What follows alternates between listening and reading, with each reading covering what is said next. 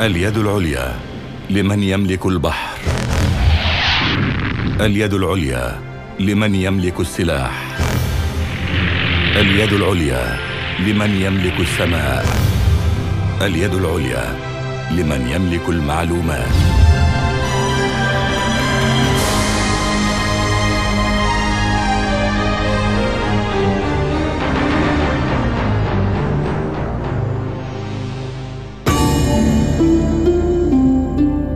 دائما تتعلق بك قلوب المصريين. حابي، النيل، قيثارة مصر الخالدة. مصر بهية أبدية تبني المجد وترسم بسمة بحجم الكون، فتهوي إليها قلوب العاشقين. منذ لحظة الميلاد الأول تألقت على خارطة التاريخ، ولآلاف السنين امتلكت مصر أسرار القوة والمجد، واقترن اسمها بالرخاء. ظلت محط أنظار الطامعين في انتظار لحظة ضعف أو غفلة. تكالب عليها المتربصون، ول5,000 عام ويزيد ظلت مصر تعاني وتدفع عن نفسها حقد الطغاة والغزاة.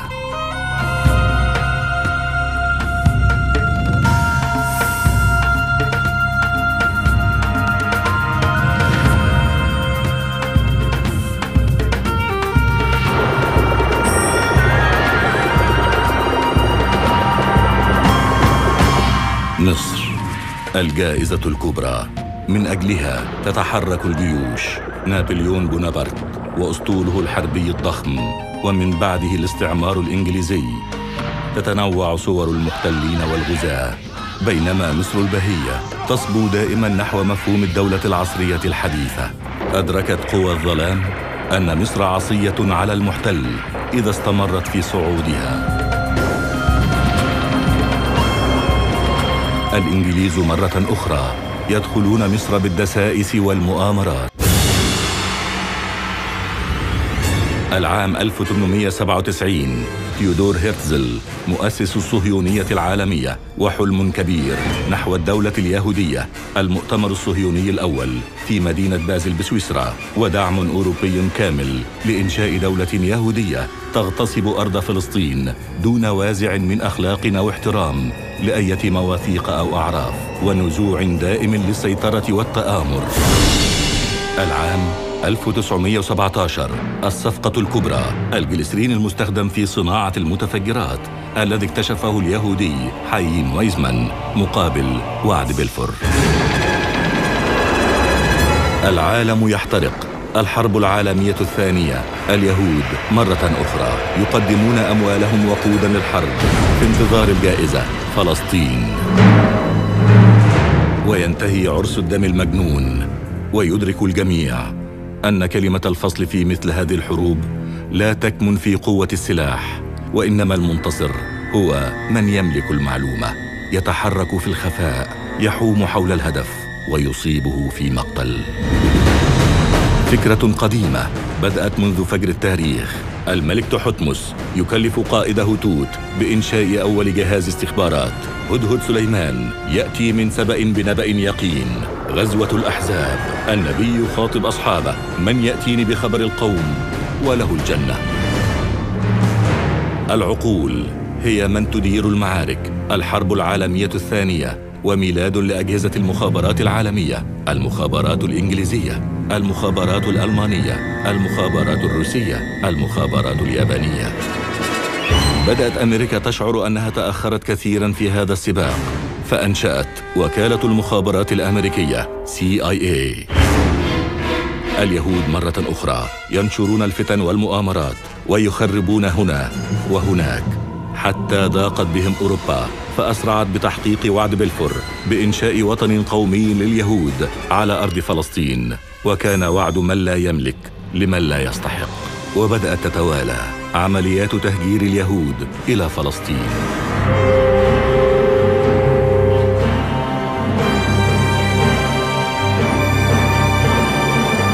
ودائما كانت مصر في الموعد، وكانت المواجهة مصر في فلسطين مع بقية الجيوش العربية أمام دعم العالم لإسرائيل، فكانت نكبة 1948.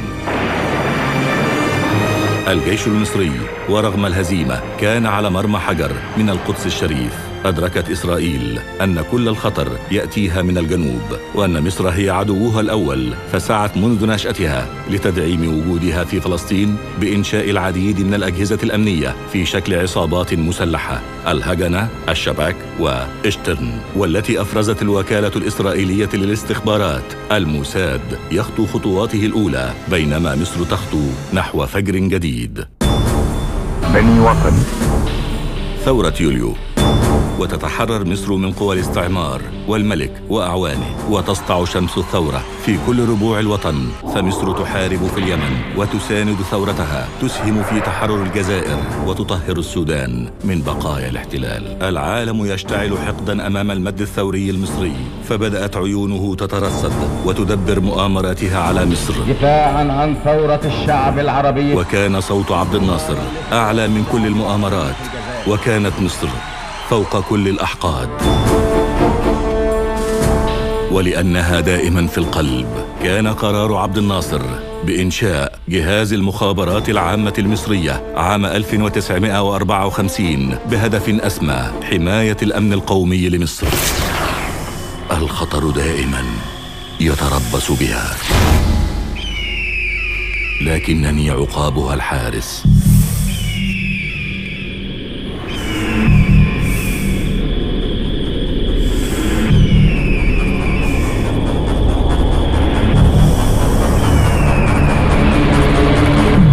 أنقض عليه كالصاعقة، محققا نبوءة حورس بأنك مصر دائما في أمان وملء القلب والعين. شعار المخابرات العامة المصرية التي كانت على موعد فور ميلادها مع تحد جديد من نوعه، فضيحة لافون، كانت أول صفعة لجهاز الموساد الإسرائيلي. جهاز المخابرات المصرية الوليد يحكم قبضته على هذه الشبكة التخريبية التي زرعها الموساد بمصر، وكانت تهدف إلى تفجير منشآت مصرية وبريطانية وأمريكية لتدمر العلاقة بين مصر وهذه الدول وتؤخر قرار إنجلترا بالجلاء عن مصر. احنا النهاردة بنبني بلدنا بناء قوي سليم جديد. وبينما كانت مصر تتبوأ مكانتها الطبيعية وتحسن وضعها الإقليمي والدولي، كانت الأحقاد والمؤامرات تحاك في أوروبا، حتى أن إيدن رئيس وزراء بريطانيا قال بالحرف الواحد: إما نحن أو هو. البنك الدولي يمتنع عن تمويل مشروع السد العالي بضغط من الدول الاستعمارية. تؤمم الشركة العالمية لقناة. حاولت إنجلترا وفرنسا وإسرائيل إخضاع مصر والسيطرة على مقدراتها، لكن الإرادة المصرية لم ترضى بغير العزة والنصر. من جديد يتجلى دور المخابرات العامة المصرية التي خططت وقادت العديد من عمليات المقاومة الشعبية في بورسعيد. ورغم ما تكبدته مصر من العدوان الثلاثي، إلا أنها خرجت من الحرب بنصر سياسي كبير. إذا فرض علينا القتال فلن نقاتل. كان عبد الناصر شوكة في ظهر قوى الاستعمار، وكان برج القاهرة وسيظل تخليدا لأمة أبى زعيمها أن يشترى ب6 ملايين جنيه دفعتها وكالة المخابرات الأمريكية CIA.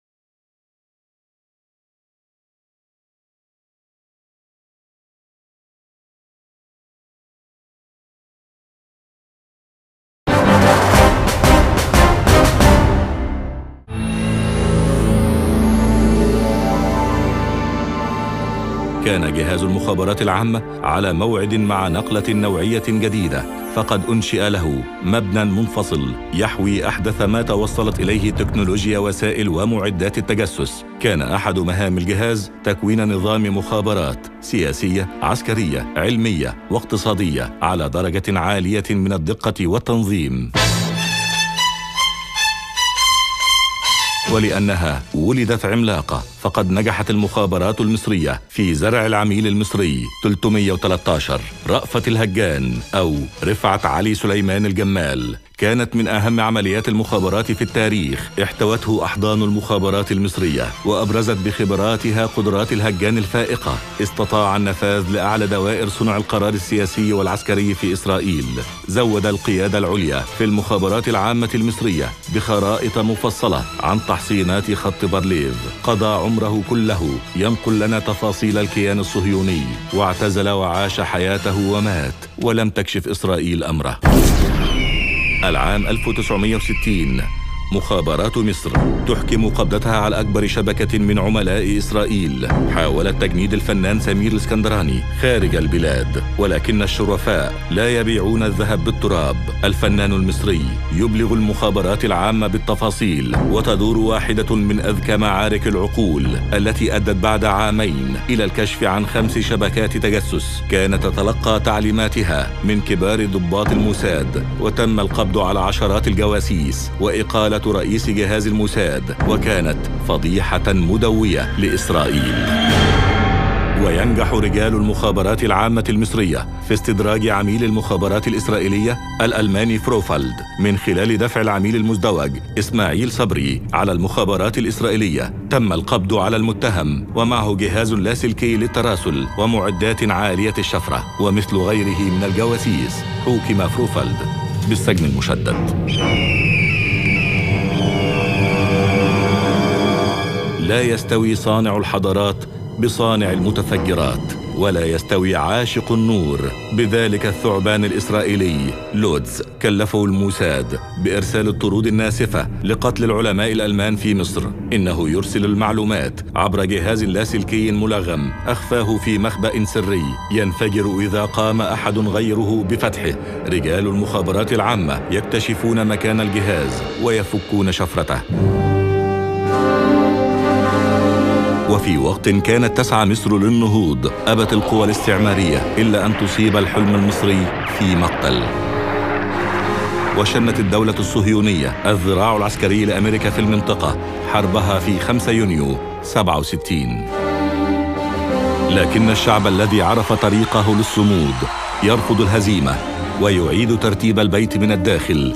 يد تبني ويد تحمل السلاح. ولا نستطيع أن نخفي على أنفسنا. في أغسطس من عام 67 يفتح ملف الانحرافات داخل جهاز المخابرات. الدعوة لفتح الملف جاءت من داخل الجهاز نفسه، وكان ذلك دليلاً دامغاً على رغبة المخابرات العامة المصرية في الحفاظ على أمجادها والاستعداد لمعركة التحرير المرتقبة.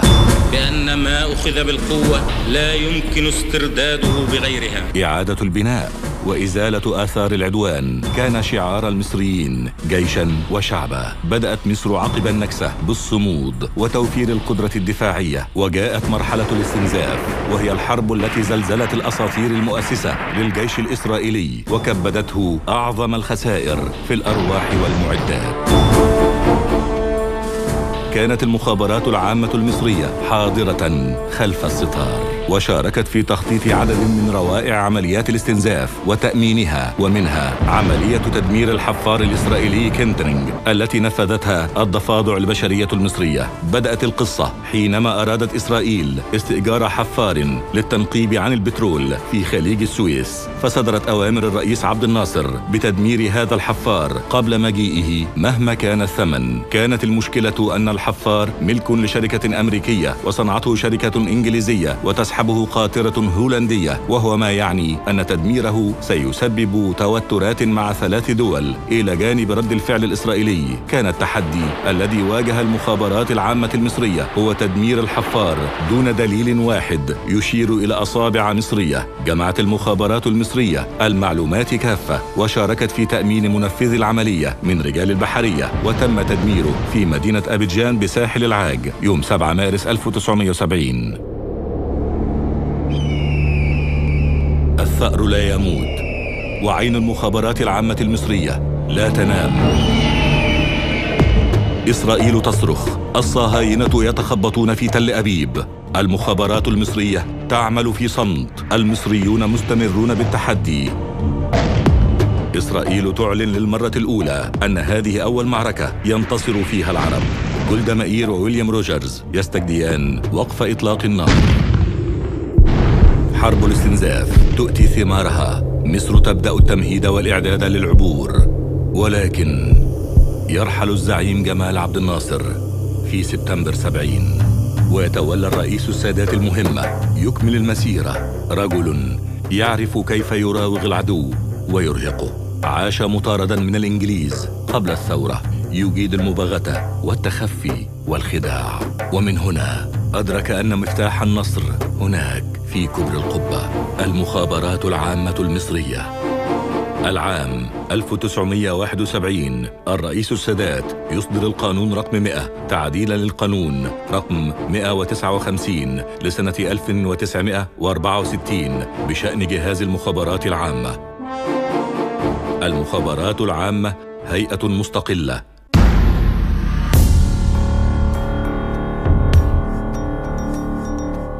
كانت مصر تتهيأ للحرب، فيما كانت عيون المخابرات العامة داخل تل أبيب وفي المواقع الإسرائيلية تنقل التفاصيل وتكشف الأسرار العسكرية. أمكن لهذه الرادارات البشرية المصرية أن تحصل على محاضر القيادة العليا لجيش الدفاع الإسرائيلي، وأن تجمع الكثير عن تحركات العدو، وأن تعرف المزيد عن آلياته ومطاراته ومخازن أسلحته، إلى جانب الكشف عن قوائم كاملة بأسماء وحداته وأماكن تواجدها وأسماء ضباطها. وفي المقابل فشلت المخابرات الإسرائيلية في الكشف عن نوايا قواتنا المسلحة. رصدت عيون المخابرات العامة قيام سكرتير ثاني السفارة الأمريكية سوان هاريس ومعها عدد من ضباط المخابرات الأمريكية بتجنيد 3 جواسيس للحصول على معلومات عسكرية بعد تدريبهم على وسائل الاتصال والشفرة والكتابة السرية. ألقت المخابرات العامة القبض على المتهمين وإحالتهم إلى المحاكمة. صدر القرار بإعدام المتهمين المصريين وطرد الدبلوماسية الأمريكية. أثناء الإعداد لحرب أكتوبر تمكنت المخابرات العامة من اكتشاف أغلى جاسوسة جندها الموساد، هبة سليم، التي تم تجنيدها أثناء استكمال دراستها العليا في اللغة الفرنسية بالعاصمة الفرنسية باريس.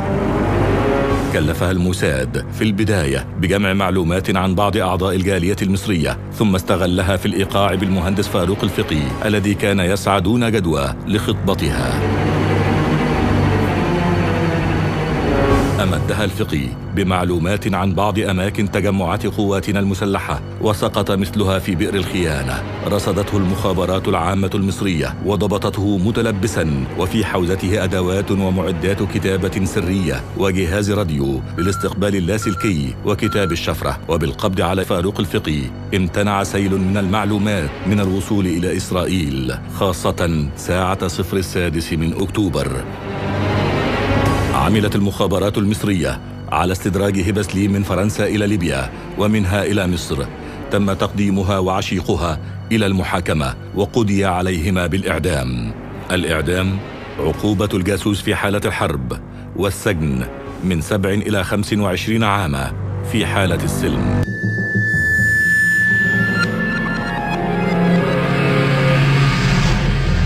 إبراهيم شاهين وزوجته انشراح مرسي، 2 من أهم جواسيس إسرائيل، البطلان الحقيقيان لمسلسل السقوط في بئر 7. كانت المخابرات الإسرائيلية قد نجحت في الإيقاع بهما وتدريبهما على تمييز الأسلحة وجمع المعلومات العسكرية والتراسل بالحبر السري، فضلا عن تدريبهما للعمل على جهاز متطور مزود بذاكرة إلكترونية. واستغل المتهمان أبناءهم الثلاثة، واشتركوا جميعهم في العمل السري لصالح مخابرات العدو. رصدت المخابرات المصرية نشاطهم التجسسي، وألقي القبض عليهم وقدموا إلى المحاكمة.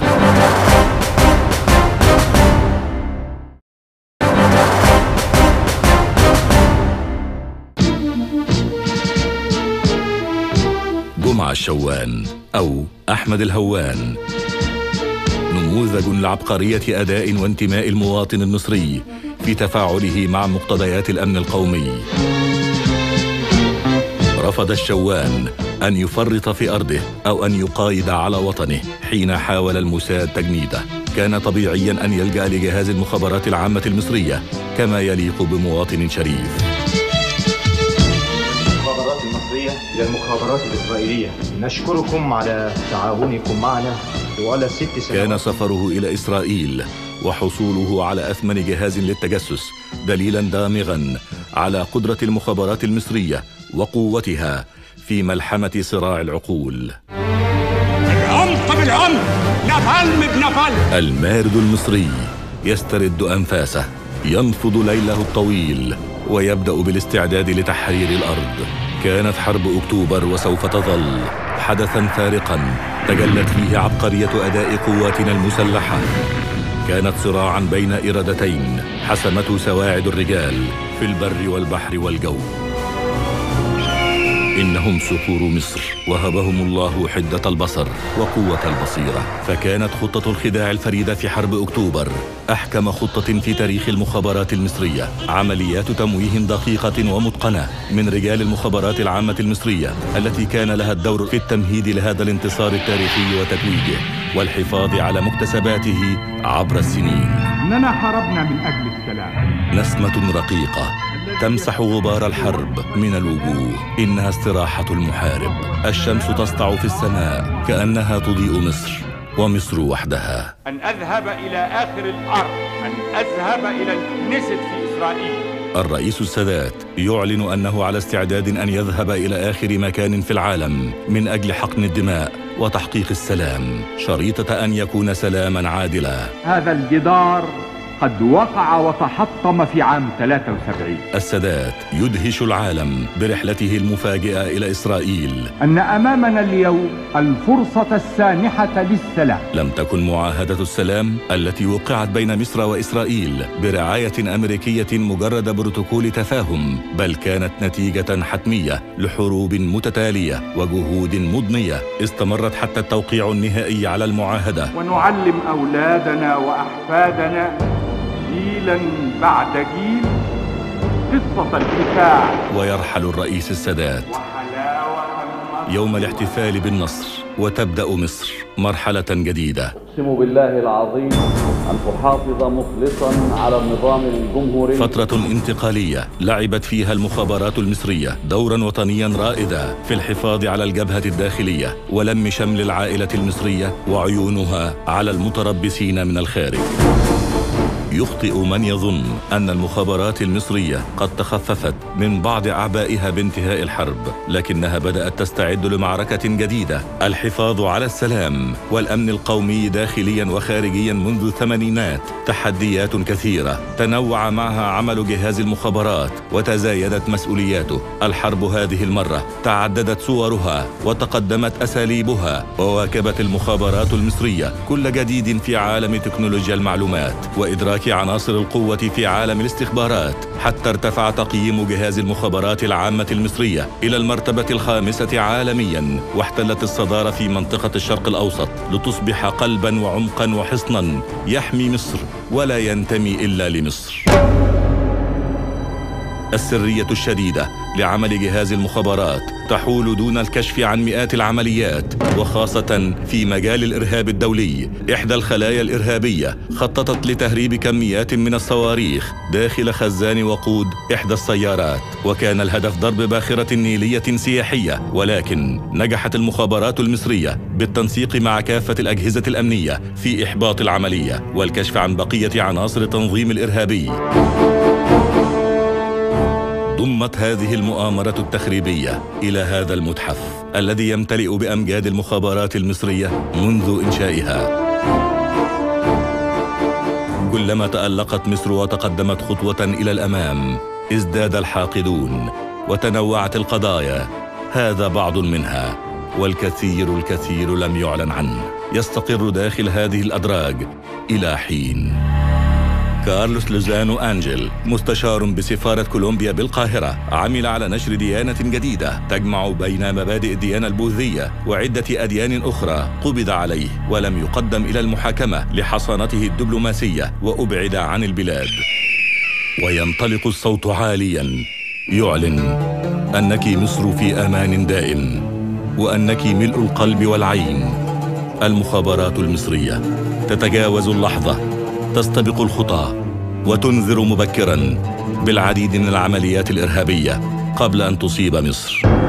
واحدة من أخطر شبكات التجسس التي تواجه الوطن. تمكن رجال المخابرات المصرية من اكتشاف محاولة من المخابرات الإسرائيلية لتجنيد المتهم عماد إسماعيل نظير حصوله على مبالغ مالية. كما تم القبض على المتهم الإسرائيلي عزام متعب عزام الذي سلم المتهم الأول بديهات حريمي مشبعة بالحبر السري داخل مصر. وبالقبض على المتهمين وتقديمهما للمحاكمة عوقب المتهم الأول بالأشغال الشاقة المؤبدة و15 عاما للجاسوس الإسرائيلي. كما حكم غيابيا على عناصر الاستخبارات الإسرائيلية بالأشغال الشاقة المؤبدة.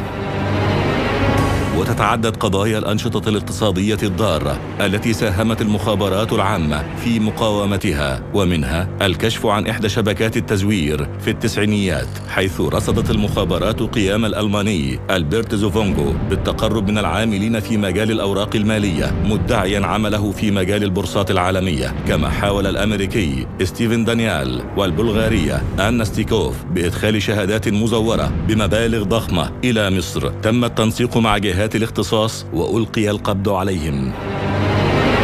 رياح عدوانية تأتي من الشرق من إيران. قامت المخابرات المصرية بمتابعة التوجه الشيعي داخل البلاد وخارجها، ورصدت قيام المتهم محمود عيد بالتعاون مع عنصر المخابرات الإيراني محمد رضا حسين، وهو من عناصر الحرس الثوري الإيراني، بقصد الإضرار بمصالح مصر العليا وإمداده بالمعلومات عن مصر مقابل مبالغ مالية. تم القبض على المتهم الأول وتقديمه للمحاكمة، حيث حوكم بالسجن 35 عاما، وصدر الحكم الغيابي على المتهم الثاني بالمؤبد. الغلبة للأذكياء في نهاية اللعبة، واللقاء على رقعة الشطرنج يحسمه الأقوى في صراع العقول. ومهما تنوعت حيل المخابرات الإسرائيلية فإن مصير عملائها هو السقوط. تلك حقيقة لم يدركها الجاسوس محمد سيد صابر، المهندس في هيئة الطاقة الذرية، والذي اختار أن يقع بكامل إرادته في فخ التجسس لحساب الموساد. تتبعت المخابرات المصرية خطواته في هونغ كونغ، رصدت لقاءاته بعناصر المخابرات الإسرائيلية التي قامت بتجنيده وتسليمه جهاز كمبيوتر مزود ببرامج إخفاء وتشفير. كان الهدف إمداد الموساد بمعلومات ومستندات سرية عن أنشطة هيئة الطاقة الذرية والمفاعلات النووية. ألقت المخابرات المصرية القبض عليه فور وصوله وواجهته بقرائن الإدانة. في عام 2007 حكمت المحكمة على الجاسوس محمد سيد صابر بالسجن المؤبد. الفخ الهندي. مساد مين بقى؟ حيلة إسرائيلية لاصطياد أحد العملاء الراغبين في الثراء السريع. أما العميل فكان من الوزن الثقيل ويدعى طارق عبد الرازق. أثناء وجوده بالصين قام المدعو طارق بالتواصل مع موقع الموساد الإسرائيلي عبر الإنترنت، عارضا رغبته في التعاون. بعد ما خرجت من السفارة وقابلت جو وخلص الموضوع الاختبار الحقيقي سلموني إيدي هو ده المسؤول عنك.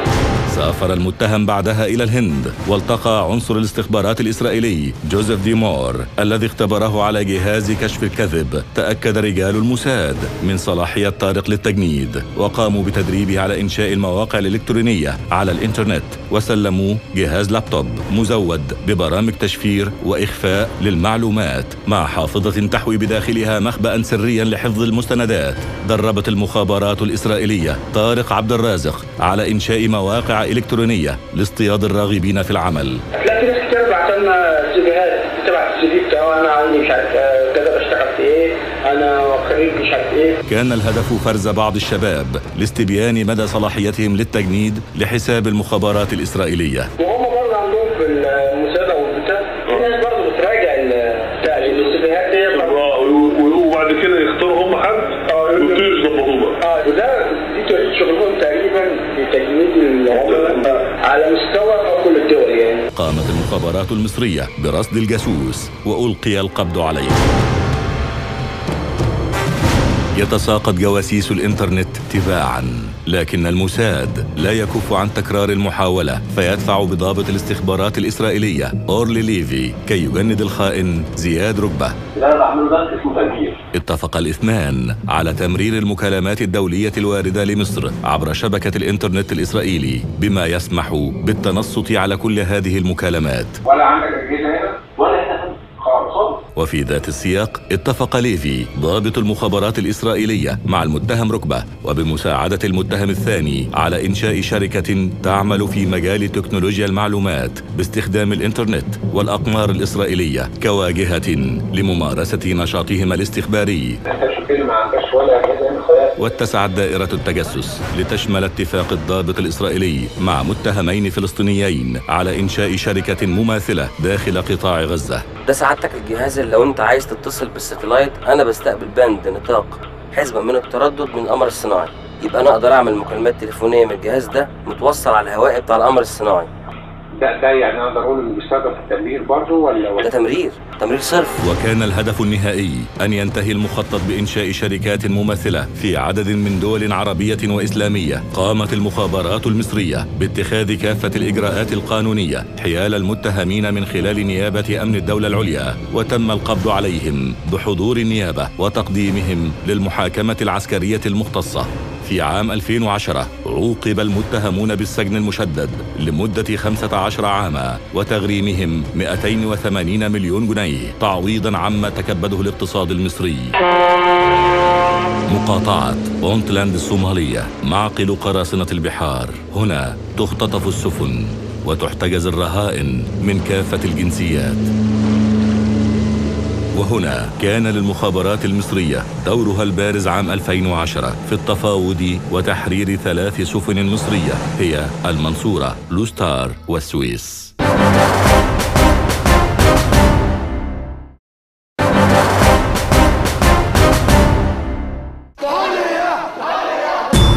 عيش، حرية، عدالة اجتماعية، ثورة حضارية حاول المتربصون أن يحيلوها عبر الفراغ الأمني إلى مأتم كبير، ولكن لا الصقور هدأت ولا غفلت عيونها الحارسة. تضاعفت مسؤوليات المخابرات المصرية بعد ثورة 25 من يناير.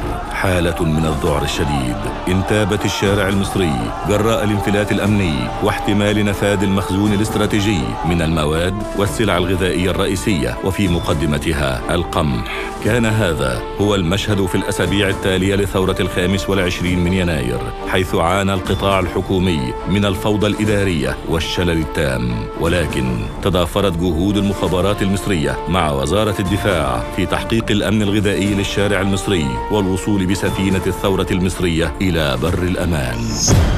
وعادت الصقور المصرية لتنشب مخالبها الحادة فوق أوكار الجواسيس. كان الكشف عن هذا الرجل ضرورياً بما يكفي لحماية مخدرات ثورة يناير ووقاية شبابها من الإدلاء بمعلومات يمكن أن يستغلها أي جاسوس مقنع للإضرار بالأمن القومي المصري. رفعت المخابرات المصرية حاجز السرية هذه المرة وكشفت عن حقيقة الجاسوس إيلان جرابيل، الجندي السابق بجيش الدفاع الإسرائيلي، تخفى وراء عمله في منظمة أندرسون للاجئين العرب الكائنة وسط القاهرة، والتي أصبحت هي والعديد من المنظمات غير الحكومية ساتراً لأعمال التخريب والتخابر. اتخذ إيلان جرابيل من جواز سفره الأمريكي غطاء لعمله الجاسوسي القائم على التفتيش في نوايا الثوار الأنقياء في قلب ميدان التحرير. كانت المخابرات المصرية في انتظاره، تابعته وهو يحاول جمع المعلومات عن الأوضاع السياسية والاقتصادية والأمنية. إيلان جرابيل تم دفعه من قبل المخابرات الإسرائيلية كي يتلقى تدريباً لتعلم اللهجات وثقافة الشعوب العربية لا سيما مصر. ثم أصبح مسؤولا عن التعامل مع المصادر والعملاء وجمع ما لديهم من معلومات ثمينة. تعايش إيلان مع عدد من السياسيين والثوريين، وتمكن بحرفية رجل المخابرات أن يحصل على بعض المعلومات عن أهم الثوار. قام أيضا بتكوين علاقات مع بعض عناصر من السلفيين والإخوان المسلمين، تردد برفقتهم على بعض المساجد مدعيا رغبته في اعتناق الدين الإسلامي. ظهر بصورة سافرة إبان أحداث جمعة الغضب الثانية، وكان أحد المحرضين للتظاهر أمام قسم شرطة الأزبكية، حيث واصل دوره المخابراتي بتصوير المتظاهرين والمدرعات العسكرية، لكنه في النهاية سقط في قبضة المخابرات العامة المصرية التي اتخذت حياله الإجراءات القانونية وقدم للمحاكمة، ثم تم تسليمه مقابل الإفراج عن عدد من المصريين المسجونين لدى السلطات الإسرائيلية. كان أهم الدروس المستفادة من القبض على إيلان جرابيل ضرورة أن يتمتع كل مواطن بالحذر في الإدلاء للغرباء بأية معلومات لها طابع السرية أو الخصوصية عن الأوضاع الداخلية للبلاد.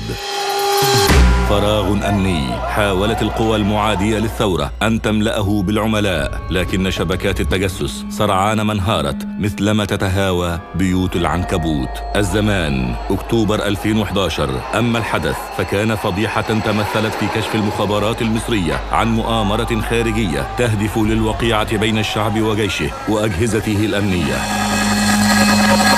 رصدت المخابرات المصرية اتفاق المتهم الأوكراني إدوارد شيكوش مع الإسرائيلي مأمون العليمي على تصنيع صليب خشبي، وأن يرسله على مقر شركة TEZ بشرم الشيخ بالاشتراك مع إسرائيلي آخر يدعى معاذ حلقة، ليقوم باصطحاب الصليب الخشبي عبر منفذ طابة البري بتاريخ 19 أكتوبر 2011. المفاجأة أن الصليب الخشبي كان يحوي بداخله بندقية آلية وخزنتين بهما طلقات مصرية الصنع من نفس العيار، وتستخدم مثيلتها كسلاح شخصي لأفراد الجيش والشرطة. كلف المتهم الأوكراني المدعو الإسرائيلي معاذ حلقة بإخفاء الصليب وبداخله السلاح ضمن الأغراض الشخصية للوفد السياحي الذي كان يرافقه بقصد تهريبه من الجمارك المصرية، مستغلا تردده الدائم على منفذ طابة. وتم القبض على المتهمين الأوكراني والإسرائيلي وتقديمهما للمحاكمة، وحكم على الجميع بالأشغال الشاقة المؤبدة.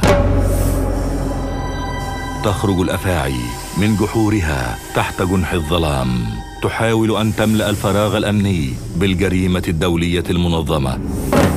عبء جديد يضاف على كاهل الصقور بعد ثورة يناير، وبالتنسيق مع كافة الأجهزة الأمنية تنجح المخابرات المصرية في إحباط أكبر مخطط إجرامي لإغراق مصر بالسلاح والمخدرات. تسهم المخابرات المصرية في القبض على عنصرين أجنبيين بحوزتهما بنادق قناصة مفككة وطلقات من عيار من نفس الأسلحة. هذه العملية كانت معدة لتنفيذ عمليات اغتيالات لبعض الشخصيات الهامة. المخابرات المصرية تحتضن الوطن، تنجح في التصدي لكافة تحديات الأمن القومي عبر شتى الملفات، وفي القلب منها الجريمة الاقتصادية المنظمة التي تهدف إلى ضرب الأمن الاقتصادي الذي هو عصب الأمن القومي.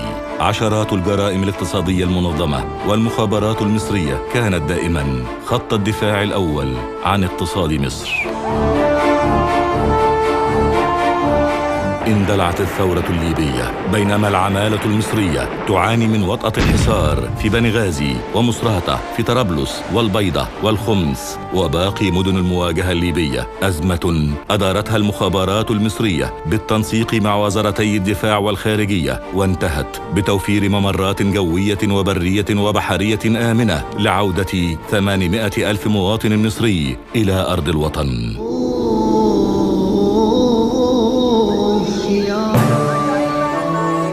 على جسر من الأشواك نمضي إلى القدس، فلسطين في القلب وفوق الجبين. قضية حملتها المخابرات المصرية فوق أكتافها لأكثر من نصف قرن. داخل هذه القاعة من مبنى المخابرات العامة تحاور الأشقاء الفلسطينيين من كافة الفصائل، وكتبوا عبر الحوار المشترك فصلاً جديداً من فصول الوفاق الوطني. على مدى تاريخها كانت المخابرات المصرية سنداً للقضية الفلسطينية حرباً وسلماً.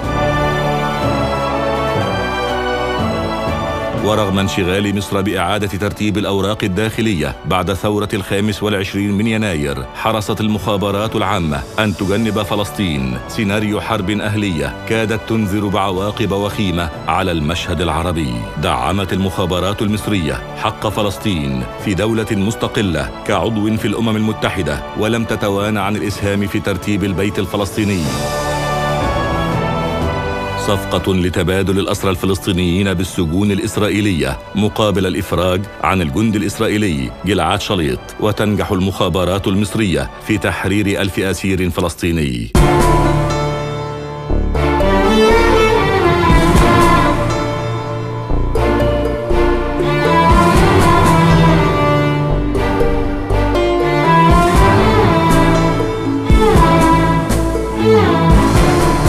وتصمد مصر عبر الزمن، تجسد أسمى المعاني، تواجه كيد الحاقدين، وتقوى برغم توالي المحن. وفي رائعة النهار تتجلى دلالات هذا الشعار، وخلف الستار يظل رجال المخابرات العامة المصرية يرقبون المشهد، يحللون المعلومات ويجابهون التحديات، ينفذون العمليات، يحققون الانتصارات دون أن نرى صورهم أو نعرف هوياتهم. إنهم لا يغيبون عن أوطانهم ولا ينامون عنها طرفة عين. هم عيوننا الساهرة عبر الزمن، يحققون دائما معنى كلمة وطن.